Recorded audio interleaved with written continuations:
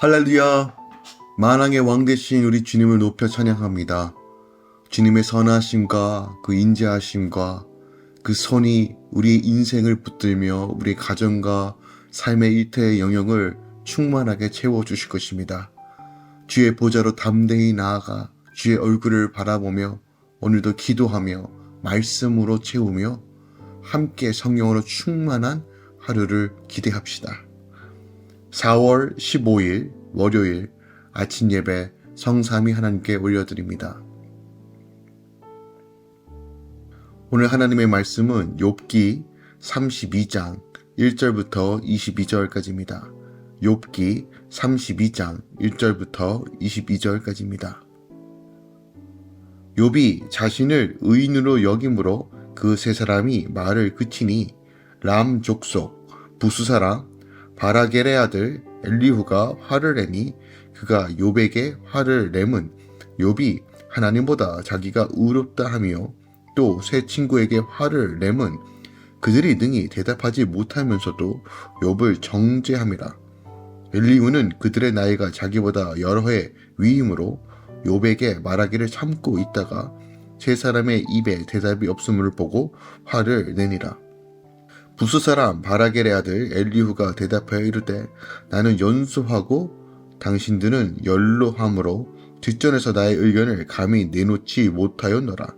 내가 말하기를 나이가 많은 자가 말할 것이요 연륜이 많은 자가 지혜를 가르칠 것이라 하였노라.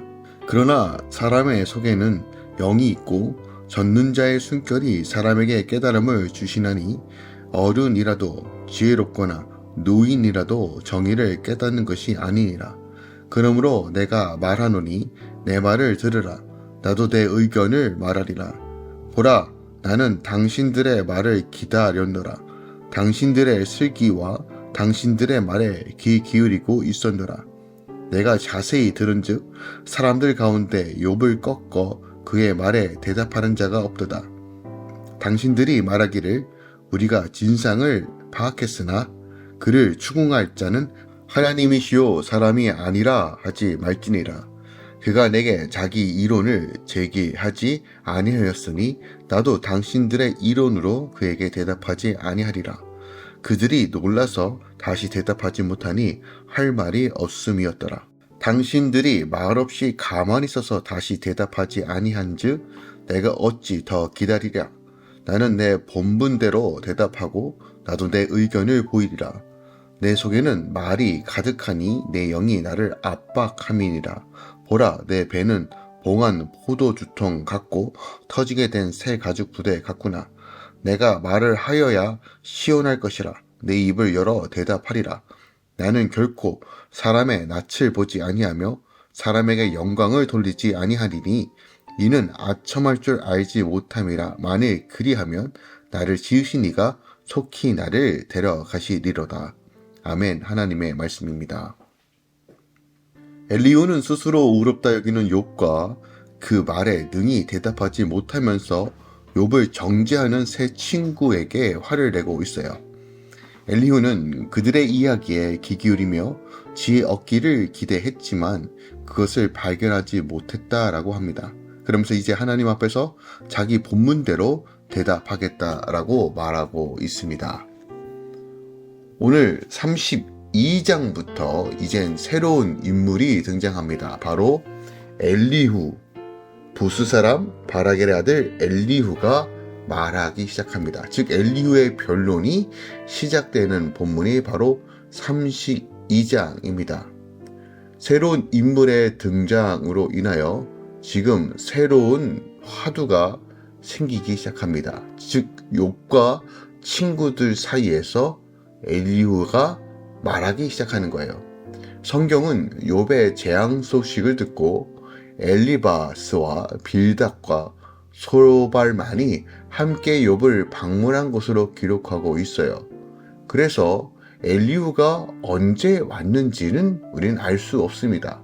따라서 엘리후가 어떻게 욥과 친구들 사이에 있었는지는 어떻게 보면 비밀에 감춰져 있어요. 성경은 그것을 명확하게 말하지 않기 때문이죠. 다만 여러 가지 측정들이 있습니다. 무슨 욥의 혈연 관계일 수도 있고 또한 지혜자를 따라가는 사람이다라는 의견들도 있습니다. 하지만 그가 언제 왔고 어떻게 이 상황 가운데 있었는지를 이해하고 해석하는 것보단 더 중요한 것은 엘리후가 등장하게 된 배경입니다. 즉 엘리후가 변론하고 말을 하기 시작했던 그 배경이 중요한 거예요.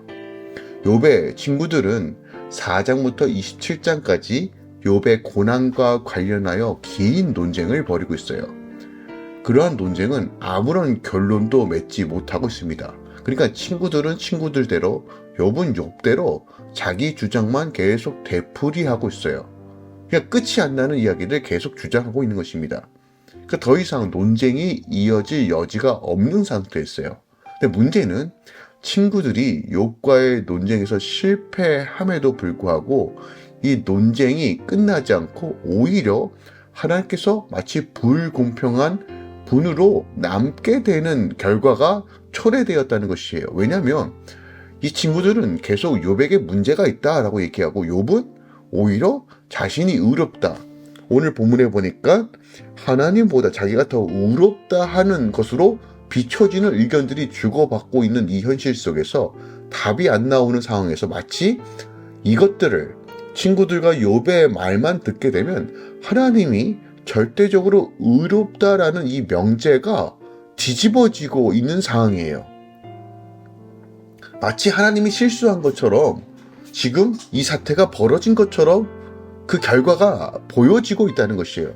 그러므로 한동안 바라만 보고 있었던 바로 엘리후가 이제 급하게 이 대화에 들어오게 된 겁니다. 아마도 하나님을 보호하고 다시 한번 이 하나님만이 절대적으로 의롭다라는 명제를 다시 한번 세우기 위하여 오늘 엘리후가 등장한다라고 우리가 생각해 볼 수 있는 것이에요. 욥의 강력한 자기 의의 주장으로 인하여 새 친구들의 이 변론이 벽에 부딪혔다는 사실로 오늘 1절이 시작합니다. 그리고 엘리후가 등장하게 된 동기를 보여주죠. 그리고 엘리후는 그가 분노하면서 자신의 개입을 알리고 있어요. 이것이 2절부터 5절까지의 내용입니다. 엘리후가 무려 4번이나 거듭 언급하면서 내가 왜 이 대화에 끼어야 하는지에 대한 당위성을 분명하게 언급합니다.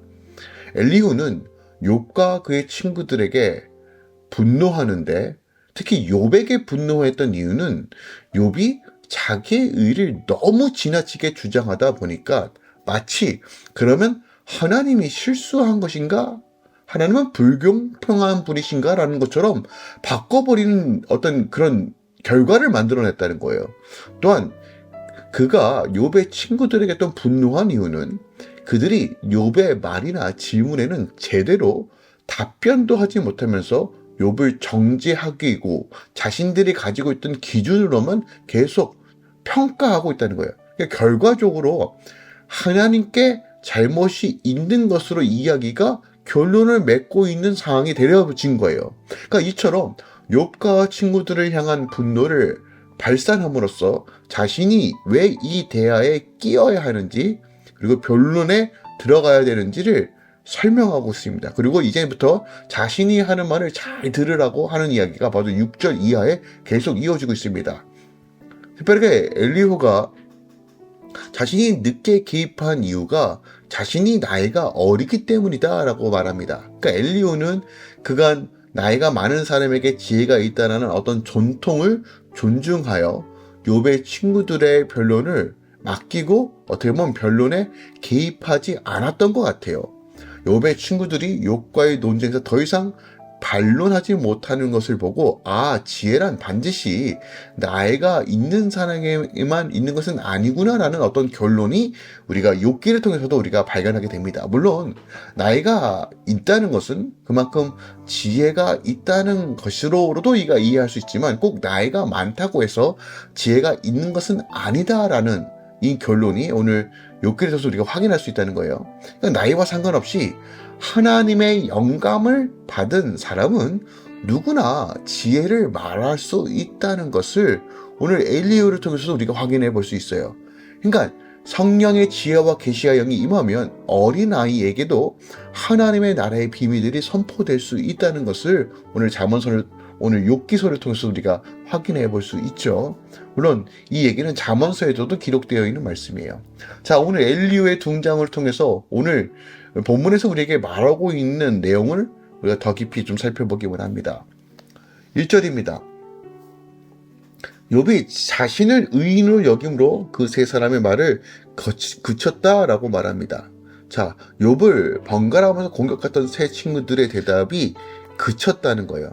그쳤다는 건 이제 그만두다, 실패하다는 의미를 가지고 있는 히브리어입니다. 그러니까 욥의 친구들이 욥의 말에 더 이상 반격하지 못하고 침묵하는 것이 논쟁에서 자신들의 패배를 인정하였기 때문이다라는 것을 어느 정도 보여주고 있는 내용이에요. 자, 욥의 친구들이 왜 욥과의 논쟁에서 패배한 것일까요?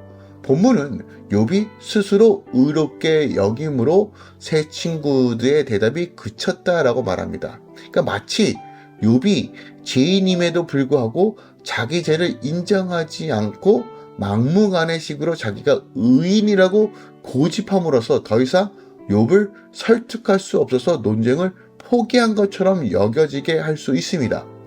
그러나 욥의 친구들이 욥과의 전쟁에서 패배한 것은 욥이 죄인임에도 불구하고 자기를 무조건 의인이라고 주장했기 때문이 아니라 그들이 욥의 고난의 원인을 제대로 이해하지 못하고 해석할 수 없기에 이 논쟁이 더 이상 의미가 없다는 것을 깨닫고 포기한 것이에요. 자, 근데 이 세 친구들이 논쟁을 벌였던 가장 본질적인 이슈가 뭐였냐면 고난을 당할 때는 반드시 이유가 있다라는 전제 안에서 공격한 거예요. 그러니까 이 사항을 제대로 깨닫지도 못하고 이해하지도 못하는데 이미 욥을 죄인 취급하고 그 전제 안에서 논쟁을 벌였다는 것이에요. 우리가 법치 국가에서 중요한 것은 법이 드러나기 전까지는 이 사람이 범인이 아니라는 것을 전제로 하여 수사를 합니다. 근데 오늘 본문에서는 이미 욥은 죄인인 것을 전제로 하여 공격하고 있다는 거예요. 이게 가장 욥의 친구들의 큰 문제였다는 것이에요. 아, 고난당해? 그러면 저 사람은 죄인이야. 하나님께서 벌 주시는 거야 라는 것을 깔고 이야기했다는 것이에요. 그러니까 욥의 친구들은 어떻게 보면 이 땅에서 인과 음모론적인 이 관점에서 욥의 고난을 해석했고 이미 욥은 죄인인 것을 전제로 하여 이야기했기 때문에 그들의 고전 관념과 그들의 생각으로 인하여 이미 판단했다는 것이에요. 욥을 책망하면서 자신의 죄를 인정하고 회개할 것을 촉구할 수밖에 없는 것이에요. 근데 하지만 욥은요, 하나님도 인정하실 만큼 정직하고 순전한 삶을 살았고 스스로도 이것에 대해서 확고한 믿음이 있었어요. 자, 오늘 본문을 통해서 우리가 보아야 할 것은 무엇이냐면 우리가 사람들을 어떤 방식으로 볼 것인가에 대한 매우 중요한 교훈을 우리에게 줍니다. 우리가 어떤 사람이 어떤 일이 벌어졌을 때 저거 분명히 문제가 있을 거야. 하나님께서 이유 없는 고난은 없을 거야. 그렇지. 저 가정이 저러니까 저렇지라고 하고 우리가 너무 쉽게 남을 판단하고 평가한다는 것이에요. 그러나 오늘 본문에서 아무리 그들이 그들의 주장을 내세워도 스스로도 이해하지 못하는 이 상황 가운데 답을 얻지 못하고 침묵할 수밖에 없다는 결론을 도달하는 거예요. 이것이 바로 인간의 한계고 인간의 지혜의 한계입니다. 그러므로 우리는 늘 겸손하게 하나님의 지혜로 내 삶을 채우지 못하면 우리는 하나님의 의로 살아갈 수 없는 존재라는 것을 우리에게 보여주고 있어요. 사람들에게 임하는 고난 가운데는 죄로 인한 것도 있지만 욥의 경우처럼 어떻게 보면 죄와 무관한 것도 있어요. 그러니까 우리의 평가의 영역과 정죄의 영역과 판단의 영역이 아니라는 것이에요. 예수님 시대의 사람들도 마찬가지였어요. 태어날 때부터 장님인 사람에게 제자들이 묻죠. 이 죄가 뭐 때문에 이 사람이 왜 장님이 됐습니까? 그의 죄 때문입니까? 아니면 그의 부모의 죄 때문입니까? 라고 할 정도로 사람의 아픔과 고난과 어려움과 어떤 비상식적인 일을 늘 죄와 연결지어서 해석했다는 것이에요. 어떻게 보면 이렇게 생각하는 것이 가장 편하고 합리적일 수 있다라고 생각하는 것 같아요. 그러나 우리는 어떤 상황이든 간에 순수하게 하나님의 자녀로서 바라보며 사랑의 대상으로 바라볼 수 있는 것을 훈련해야 됩니다. 판단하고 정죄하는 것을 넘어서 그 관점으로 살아가는 방식이 아니라 그리스도 안에 그리스도의 마음으로 살아가는 방식들을 훈련해야 됩니다. 그러므로 쉽게 판단하고 쉽게 정죄하는 것을 내려놓고 다시 한번 하나님께서 그 백성을 어떻게 보시는지, 그 영혼을 어떻게 보시는지를 우리가 더 깊이 묵상함으로 주의 마음으로 살아가는 방식을 배워야 한다는 거예요. 로마서 14장 4절에 남의 하인을 판단하는 너는 누구뇨? 그 섰는 것이 넘어지는 것이 제 주인에게 있으며 저가 세움을 받으리니 이는 저를 세우시는 권능이 주께 있다라고 말합니다. 일으키고 낮춰지는 건 다 주님의 손에 있는 것이에요. 그러면 우리는 겸손히 하나님을 경외하고 하나님의 마음으로 하나님의 뜻을 향해 무엇인가 하나님께서 우리에게 요청하신 것이 무엇인지를 구하고 날마다 성령의 지혜를 구하면서 나아가는 삶을 사는 것이 바로 그리스도인의 삶이라는 것을 오늘 본문을 통해서 우리는 확인할 수 있는 것이에요.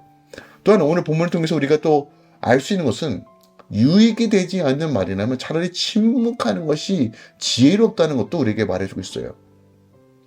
1절에 보면 욥과 논쟁을 거듭하던 친구들이 욥이 스스로 의롭게 여김으로 침묵하고 있습니다. 욥의 고난과 관련하여 친구들은 명확한 증거도 없이 욥이 큰 죄를 지었기 때문에 하나님께서 벌 받는 것이라고 주장해요. 그러나 욥은 자신이 이렇게 극심한 고난을 받을 만한 죄를 지은 적이 없다라고 여전히 변론하고 있고, 그로 말미암아 그들의 논쟁은 어떻게 보면 교착 상태에 빠져 지극히 무익한 것이 되고 말았어요. 그러니까 결국은 뺑뺑이 돌다가 아무 결론도 내리지 못했어요. 오히려 그러한 논쟁은 욥에게 어떻게 보면 더 깊은 상처를 주었을 거예요.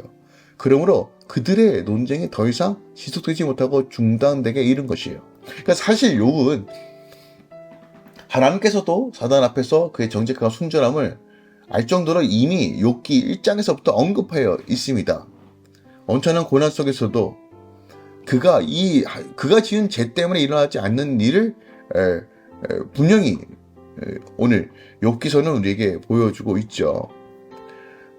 저는 오늘 이 욥기서를 통해서도 어떻게 보면 이 욥의 세 친구들의 변론과 논쟁을 보면서 어떻게 보면 굉장히 논리적이고 굉장히 인간의 지식으로 탁월한 이야기들을 합니다. 물론 그 밑바탕에는 자신들이 가지고 있던 스테레오타입, 고정관념, 인과응보적인 그 생각의 기반으로 이야기를 하고 있지만 그의 논리가 그래도 나름 설득력이 있는 논리들입니다. 근데 그럼에도 불구하고 우리가 기억해야 될 것은 내 생각과 내 의를 먼저 이야기하기 전에 때로는 침묵하는 것이 오히려 더 유익하다는 사실을 저는 욥기 전체를 통해서 우리에게 말해주고 있다는 것이에요. 말하긴 더디하고 듣기는 속해라는 야고보서의 말씀처럼 경우에는 합당한 말을 그리고 하라는 이 잠언서에 말하는 것처럼 우리가 아무리 내 의견과 내 생각이 맞다라 하더라도 때로는 기다리고 침묵하면서 하나님의 지혜를 구하는 자세를 취하는 것, 이것이 바로 우리가 지금 추구해야 될 방식이 아닐까요? 예수님이 그렇게 사셨어요. 빌라도 앞에서 침묵하시면서 하나님의 뜻을 감당하셨던 것처럼 우리가 예수님을 따라가는 삶이 바로 이런 거 아닙니까? 예수님께서 얼마나 할 말이 많으셨을까요? 근데 왜 침묵하셨습니까? 하나님의 뜻이었기 때문에 침묵하셨어요. 물론 우리가 말해야 될 때가 있습니다. 잠잠하지 말아야 될 때가 있어요. 맞습니다. 진리에 대해서 사수함에 있어서는 우리는 잠잠하면 안 됩니다. 하지만 우리가 사랑과 긍휼로 대해야 될 때는 때로는 침묵하는 것도 하나님의 사랑에 대한 삶의 방식으로 풀어내는 방식이라는 것을 우리가 좀 알기 원합니다. 끝까지 참고 인내하며 나아가는 것이 어떻게 보면 이것이 용기와 어떻게 보면 하나님의 뜻을 이루는 방식일 수도 있다는 것을 우리가 기억하기 원합니다. 특별히 교회 분열과 어려움은 침묵이 아니라 내가 주장할 때 대부분 일어난다는 사실을 기억하기 원합니다. 그렇다고 모든 것을 참고 눈 감아주자는 얘기가 아닙니다. 본질에 대해서는 침묵하면 되지 않죠. 하지만 비본질적인 것에 대해서는 때로는 우리가 사랑과 관용으로 대하며 때로는 내가 기다리고 인내하는 것, 이것이 바로 성숙한 그리스도인이라는 것을 저는 오늘 본문을 통해서 우리가 확인할 수 있다고 생각합니다. 오늘 여러분의 삶 가운데 하나님의 지혜가 임하고 그 지혜로 살아갈 수 있는 은혜가 있길 소망합니다. 주님께서 우리 삶을 붙드시고 또한 젖는 자의 손길이 우리 삶을 채워주실 것입니다. 주의 십자가 바라보며 주님과 눈마주하며 오늘 하루도 주님께 온전히 맡겨드립시다. 기도하겠습니다. 사랑하는 주님 감사드립니다. 오늘 욥기서 말씀을 통해서 엘리후의 이 변론들을 살펴봅니다. 결국 인간의 지혜와 한계가 무엇인지 우리는 욥기서를 통해서 너무 명확하게 봅니다.